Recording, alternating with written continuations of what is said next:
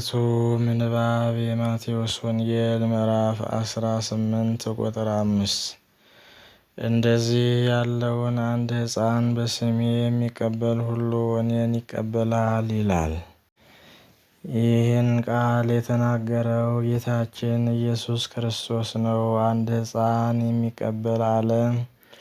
ሽማግሌ የሚቀበል ወይንም ወጣት የሚቀበል ለምን አላለም? ሕፃን የሚቀበል ለምን አለ? ደቀ መዛሙርቱ በመንግሥተ ሰማይ ማን ይበልጣል ብለው ስለጠየቁት አንድ ሕፃን በመካከላቸው አቁሞ ተመልሳችሁ ከየዋሃት ጠባያዊ ደርሳችሁ እንደዚህ ሕፃን ካልሆናችሁ መንግሥተ ሰማያት እንደማትገቡ በእውነት እነግራችኋለሁ። እንደዚህ ሕፃን ሆኖ ራሱን ያዋረደ የመንግሥተ ሰማያት ባለቤት ይሆናል ብሏቸው ነበርና፣ ስለ የዋህነታቸውና ገርነታቸው ስለ ትሕትናቸውም ጭምር ሕፃናት ተወዳጆች ስለሆኑ እንደዚህ ሕፃን የሆነውን በእኔ ስም የተቀበለ እኔን ተቀበለ ማለት ነው።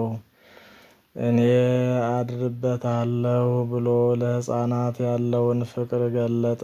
ማርቆስ ወንጌል ምዕራፍ 9 ቁጥር 37፣ ሉቃስ ምዕራፍ 9 ቁጥር 48። ጌታችን ኢየሱስ ክርስቶስ ሕፃናትን ይወዳል። የሚወዳቸውም በቀል የማያውቁ ገሮች በመሆናቸው ነው። ሽማግሌዎችም እንደ ሕፃናት የዋህነትና ገርነት ካላቸው በእግዚአብሔር ዘንድ ይወደዳሉ። በሌላም ቦታ ጌታችን ኢየሱስ ክርስቶስ ወደ እኔ ይመጡ ዘንድ ሕፃናትን አትከልክሏቸው ማለቱ ይህንኑ ለሕፃናት ያለውን ፍቅር ያሳያል። ማቴዎስ ወንጌል ምዕራፍ 19 ቁጥር 14። ሐዋርያው ቅዱስ ጳውሎስም ወደ ቆሮንቶስ ሰዎች በላከው በመጀመሪያው መልእክቱ ላይ ወንድሞች ሆይ በአእምሮ ሕፃናት አትሁኑ፣ ለክፋት ነገር ሕፃናት ሁኑ እንጂ በአእምሮ ሽማግሌዎች ሁኑ ይላል። አንደኛ ቆሮንቶስ ምዕራፍ 14 ቁጥር 20። ሕፃናትን መቀበል ማለት ማሳደግ፣ ማስተማር፣ መንከባከብ ማለት ነው። አሁን ወላጆቻቸውን በሞት የተነጠቁ ሕፃናት ሁሉ ተቀባይ ይፈልጋሉ። የሚያሳድጋቸውና የሚያስተምራቸው በበቂ ሁኔታ ተንከባክቦ የሚያኖራቸው በጎ አድራጊ ይፈልጋሉ። ክርስቲያን የሆነ ሁሉ እኔ አለው ማለት አለበት። ድጋፍና እንክብካቤ ወላጆቻቸውን ላጡ ሕፃናት በረሃብና በችግር በጎዳና ላይ ወድቀው ስለሚገኙ ለወገኖች መንፈሳዊ፣ ቁሳዊ እንዲሁም ማህበራዊ ድጋፍ ማድረግ ይጠበቃል።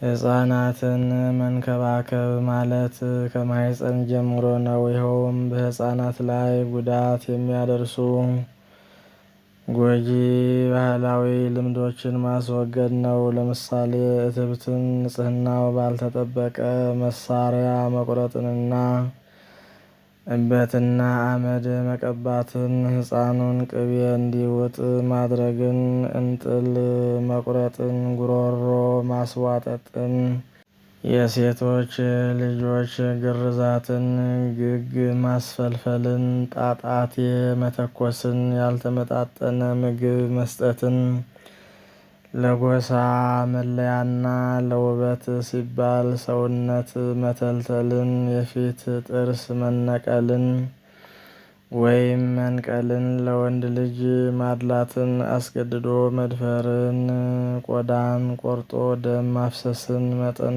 ያልተጠበቀ የባህል መድኃኒት መስጠትን፣ ንቅሳትን፣ ዋግምትን፣ ጠለፋን፣ ያለ ዕድሜ ጋብቻን፣ ተመሳሳይ የሆኑ ሌሎችንም ጎጂ ባህሎች ማስወገድ ያስፈልጋል። በቀጥታም ሆነ በተዘዋዋሪ በሴቶችና በሕፃናት ስነ ተዋልዶ ጤና ላይ ጉዳት ሊያደርሱ የሚችሉ በህብረተሰቡ መካከል የተለያዩ ልማዳዊ አመለካከቶችና ክፉ ድርጊቶች ይታያሉ።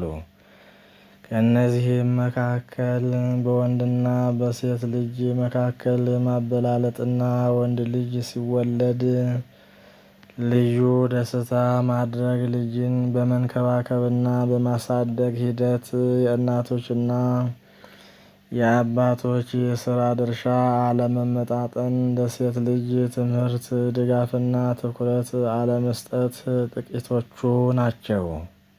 ከዚህ ይልቅ እናቶች ሕፃናትን ጡት እንዲያጠቡ ክትባታቸውንም እንዲከታተሉ ያስፈልጋል። ሕፃናት አጥንታቸው እንዲጠነክርና የተስተካከለ ቁመና እንዲኖራቸው በቂ የጠዋት ፀሐይ ማግኘት አለባቸው።